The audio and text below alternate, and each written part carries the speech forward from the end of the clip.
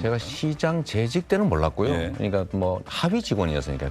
국토부 장관이 도시관리계획 이거 변경 요구하면은 지방자치단체장은 반영해야 된다. 의무 조항을 만들어 놨습니다. 이걸 가지고 만약에 안 해주면 직무유기 뭐 이런 걸 문제 삼겠다고 협박을 해서 김문기 몰랐다, 협박을 받았다. 오늘 이재명 대표는 이 두 가지 핵심 발언 등에 대해 재판을 받았습니다. 민주당은 주관적 인식의 문제를 법으로 처벌할 수 있느냐고 말하면서 이 대표는 무죄라고 주장을 해왔습니다. 반면 검사 측은 이 말들이 허위 사실이고 거짓말이라고 주장했습니다. 그리고 재판부는 검사의 손을 들어줬습니다.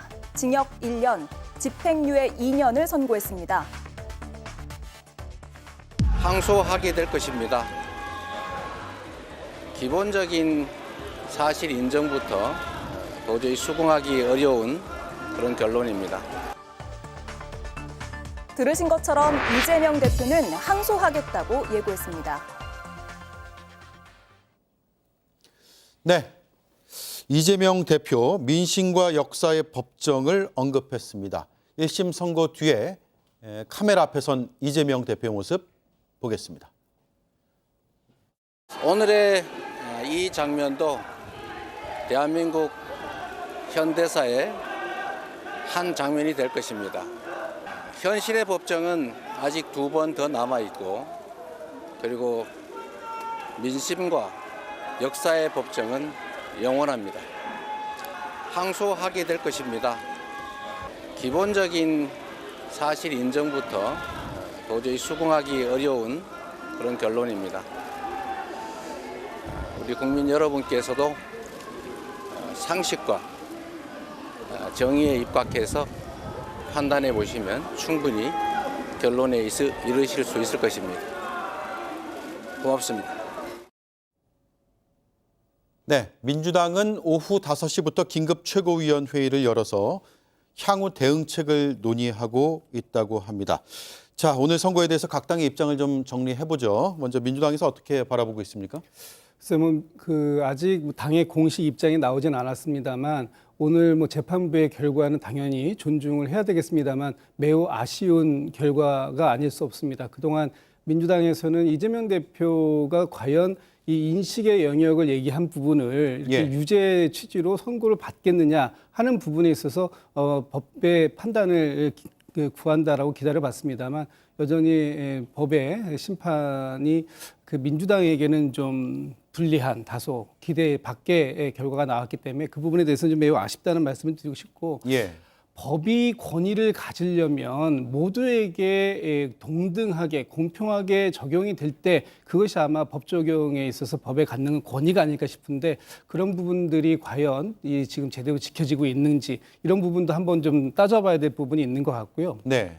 마지막으로 이재명 대표가 어차피 이번 1심 결과와 관계없이 앞으로 남아있는 항소심과 대법의 판단까지 지켜봐야 될 상황입니다. 그래서 이 과정이 굉장히 길고 지난한 싸움이 될 것이기 때문에 이 과정들에서 보다 의연하게 대처하고 또 이번에 이제 1심 판결문을 가지고 나와 있는 내용들을 좀 면밀하게 분석을 해서 항소심 준비를 좀 철저하게 해야 되지 않나 그런 생각 갖고 있습니다. 네.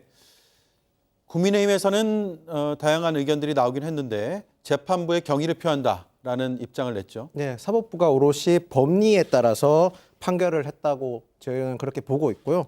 그리고 사법부에게 유무용으로 가해졌던 압박에도 불구하고 사법부가 꼿꼿이 사법부의 올바른 판단에 대해서 존경한다는 입장을 밝혔고 사법부가 추후에 또 독립적인 계속 관계를 유지할 수 있도록 저희는 지원을 하겠다 그런 말씀까지 드렸습니다. 개인적으로 대선 전까지 지내셨던 분이 선거법 위반으로 또 선거법 위반으로 판결까지 가게 된 이 상황이 굉장히 안타깝고 유감스럽게 생각합니다. 네, 민주당이 이 시각 긴급 최고위원회의를 개최하고 있고요.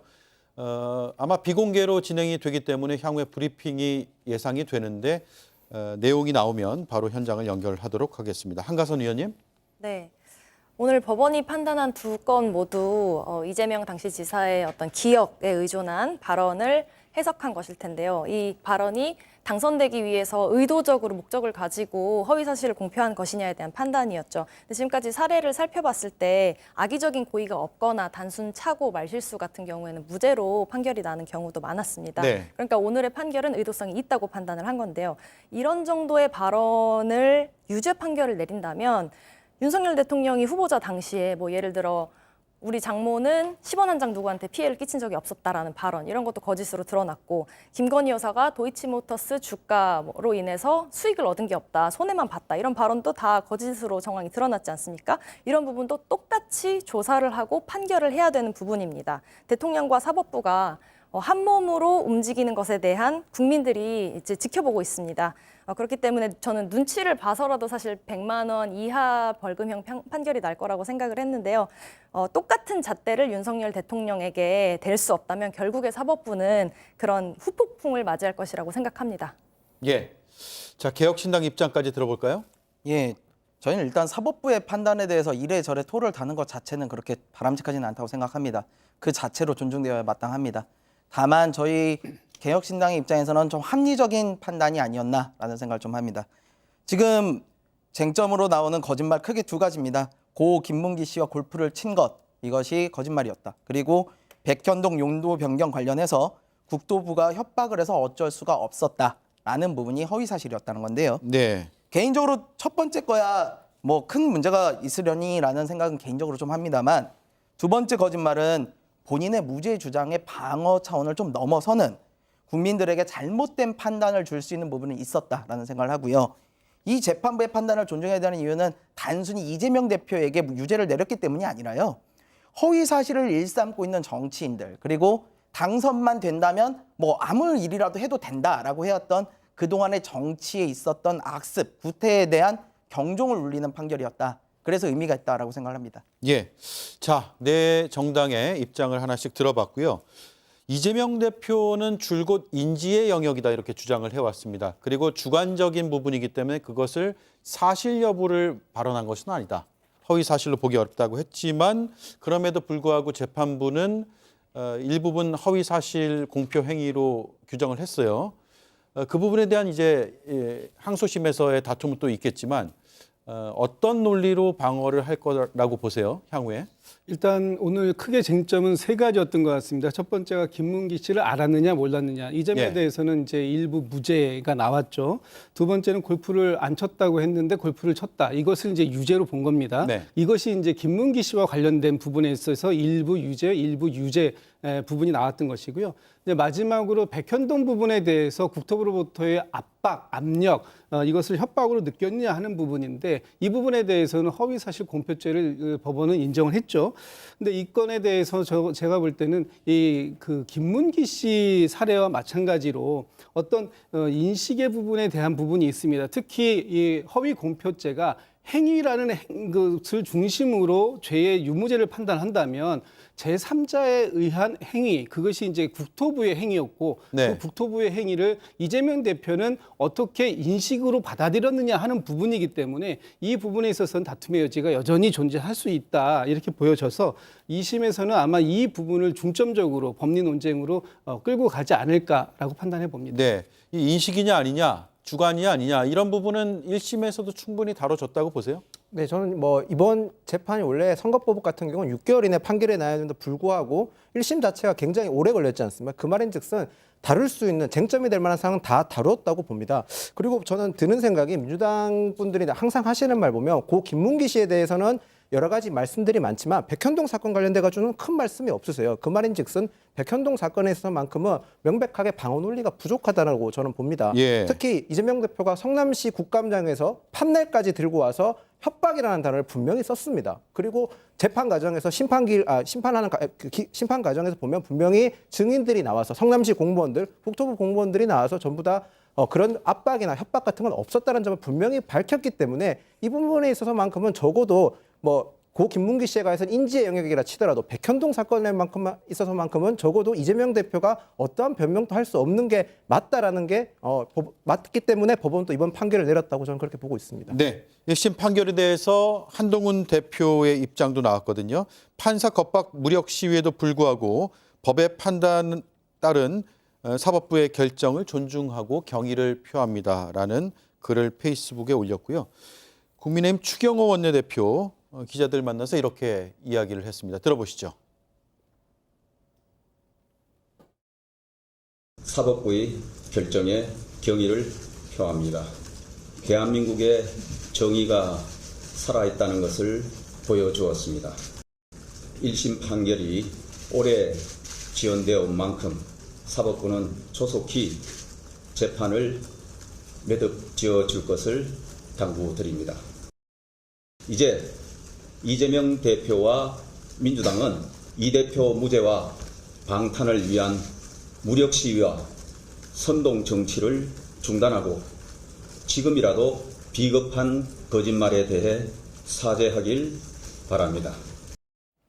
예, 추경호 원내대표가 뭐 사법부의 경의를 표한다 이런 건 뭐 할 수 있는 발언이긴 한데 무죄와 방탄을 위한 무력 시위와 선동 정치를 중단하기를 바란다라고 했어요. 이거 어떤 맥락에서 한 얘기라고 보시는지 그에 대한 반론이 있으시면 또 하시죠.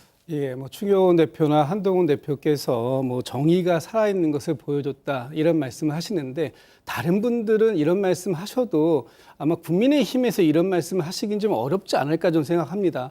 지금 김건희 여사와 관련되어 있는 많은 의혹이 있고 그 부분의 의혹을 밝히고자 특검법을 여러 차례 발의했음에도 불구하고 네. 대통령과 더불어서 국민의힘에서는 이 부분에 대해서 강력하게 김건희 여사를 방탄하고 있는 거 아니겠습니까?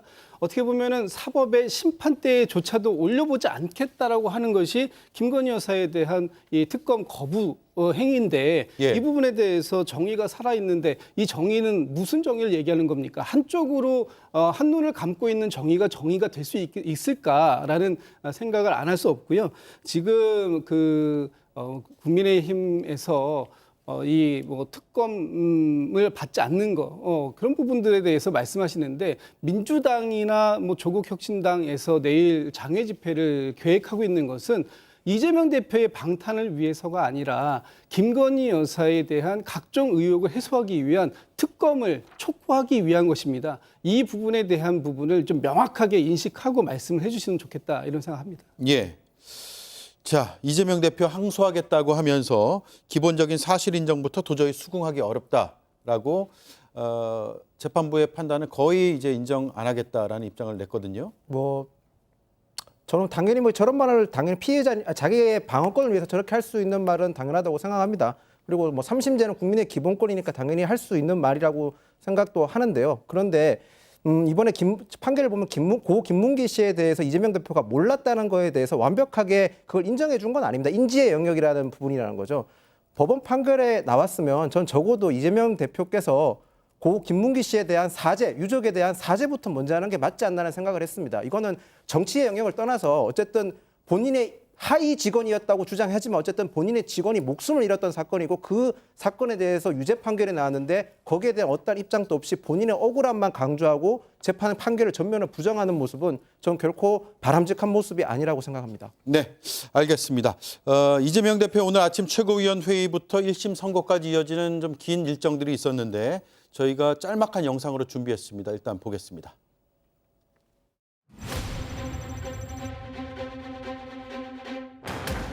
의견은 선거법상 청자의 당이십니다. 당시의 검찰은 개인적인 친분이 그 김혜석 수석께서 하실 말씀이 좀 있으니까 골프 얘기. 지금의 대한민국 경제 상황은 이제는 회복 불능한 상태로 추락할 수 있다는 것을 명심하기 바랍니다. 회의를 잠시 정의하겠습니다.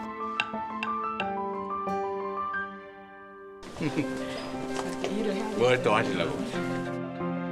이 선고 결과는 어떻게 예상하시나요? 법대로 하겠지요. 유죄도 각오하고 계십니까?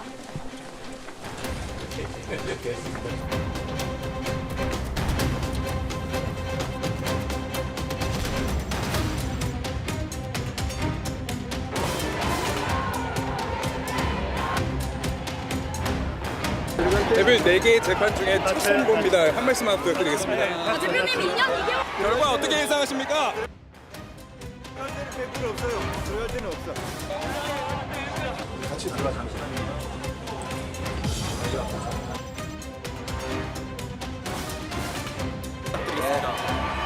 조용히 좀 해줄겠는데.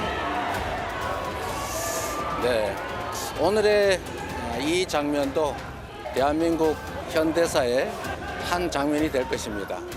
항소하게 될 것입니다. 네, 1심 선고가 이재명 대표의 리더십에 어떤 영향을 미칠 것인가 이 부분이 궁금해지는데 한가선 의원부터 들어볼까요? 네, 항소를 할 거기 때문에 아직은 대법원의 판결을 기다려봐야 된다고 생각합니다. 그리고 아까 말씀하셨듯이 여러 집회들이 예정되어 있고 민심의 네. 흐름이라는 것이 있기 때문에 나중에 대법원 판결은 어떻게 될지 모르고 뭐 어쩌면 100만 원 벌금형 그 이하의 벌금형의 판결이 나올 수도 있다고 생각하고요. 그렇게 되면 이재명 대표의 리더십은 뭐 큰 영향을 미치지 않거나 아니면 또 사법부가 이렇게 내로남불하는 방식의 판결을 내린다는 것을 국민들이 인식하고 그 공감대가 확산될 때는 오히려 응집력이 더 강화될 것이라고 생각합니다. 네, 항소심 결과까지 일단 봐야 되고 네. 오히려 응집할 수 있다 이런 의견이시네요. 김민영 의원님. 일단 재판이 지금 이재명 대표가 4개를 받고 있는데 첫 재판 판결이 나왔기 때문에 당장은 이재명 대표 리더십에 대해서 민주당 내에서는 큰 이반이나 이런 건 없을 것 같습니다. 예. 하지만 재판이 연이어서 있고 그리고 1심 재판들이 지금 다 길지 않습니까? 그러면 재심이나 재판 기간이 다 짧아질 수밖에 없기 때문에 그 판결의 나옴에 따라서 점차 민주당 내에서도 다른 목소리, 일극체제가 깨지는 현상이 나타나지 않을까 예상합니다. 네, 자, 이 시각 국회로 잠시 가보겠습니다. 민주당에서 긴급 최고위원 회의 결과를 발표했는데 다시 한번 들어보겠습니다. 이 시각 국회로 가겠습니다. 조작 왜곡해서 기소했는데 그것을 무비판적으로 판결했으니 제대로 된 판결일 수가 없는 것입니다. 더불어민주당은 이어질 항소심에서 국민과 함께 진실을 밝히고 사법 정의를 바로 세워 나가겠습니다. 예, 이상입니다. 더불어민주당은 결코 흔들리지 않고 굳게 단결해서 이 어려움을 헤쳐나갈 것이라고 다시 한번 분명히 말씀드립니다. 그리고 오늘 박준택 의원이 이 자리에 함께 하신 것은 이 판결에 대해서 적어도 어떤 오류가 있는지에 대해서 조금 설명이 좀 필요해 보여서 박준택 대표님 의원님께서 오셨다는 말씀 드리겠고요. 먼저 이 1심 판결에 대한 문제점에 대해서 핵심적인 것만 먼저 말씀을 좀 해주시면 좋겠습니다. 예. 왜 판결에 대해서 수긍할 수 없다고 하는지 그 부분을 좀 설명드리려고 합니다. 크게 이 판결문 전체를 보지를 못했기 때문에 법원의 그 보도자료 있지 않습니까? 그걸 토대로 몇 가지 설명을 드리려고 하는데 크게 쟁점은 2가지입니다. 먼저 작은 거 하나입니다. 고 김문기 씨와 골프를 친 적이 없다라고 얘기했다는 부분이 있지 않습니까? 그 부분은 이재명 대표는 골프를 쳤다 안 쳤다 얘기를 한 적이 없습니다. 골프를 쳤다고 친 것처럼 사진을 조작을 해놨다. 그러니까 15명이 관광지 가서 찍었던 그 사진, 그걸 가지고 3명만 화면을 확대해 가지고 사진을 이제 조작한 사진이 있습니다. 그것도 그 골프 회사 마크가 들어간 브랜드가 들어가 있는 그 복장을 하고, 근데 사실은 15명이 관광 중에 찍었던 사진인 겁니다. 근데 국힘 쪽에서 그 사진 그걸 확대한 걸 토대로 셋이서 골프를 친 사진이라고 이제 여론전을 펼쳤습니다. 그때 이재명 후보는 그런 적이 그 사진이 조작됐다. 골프를 친 것처럼 만들려고 이 사진을 조작했다라고 얘기를 했습니다. 근데 사진을 조작했던 건 분명한 사실이죠. 그러면은 그 부분만 판단해 줬으면 됐을 텐데 사진이 조작됐다는 얘기는 골프를 안 쳤다고 부인하는 의미가 포함되어 있으니까 골프를 치지 않았다라는 식으로 허위사실을 공표한 걸로 굳이 그것을 또 해석을 해서 골프를 친 사실이 있으니까 이게 허위사실이라고 인정하는 유죄 판결을 내렸습니다.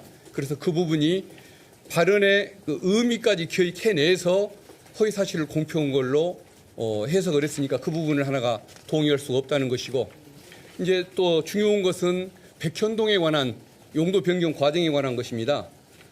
그 이재명 당시 경기지사가 경기도 국정감사장에서 했던 발언입니다. 국회의원들이 그 의문을 제기했습니다. 혹시 백현동에 어떤 특혜를 이재명 지사가 준 거 아니냐라고 문제가 되어왔던 것입니다. 그러다 보니까 여기에 대해서 국회의원들의 질문에 대해서 그렇지 않다고 그 과정을 설명했던 것입니다. 근데 이제 이 부분이 잘못됐다라는 것인데, 근데 사실은 이재명 지사가 그때 잘못된 얘기를 한 것은 하나도 없습니다. 이 내용에 보면은 국토부가 여러 가지 요구를 자꾸 거듭 요구를 몇 년간 해왔고, 그래서 이재명 지사가 여기에 대해서 응하지 않았다.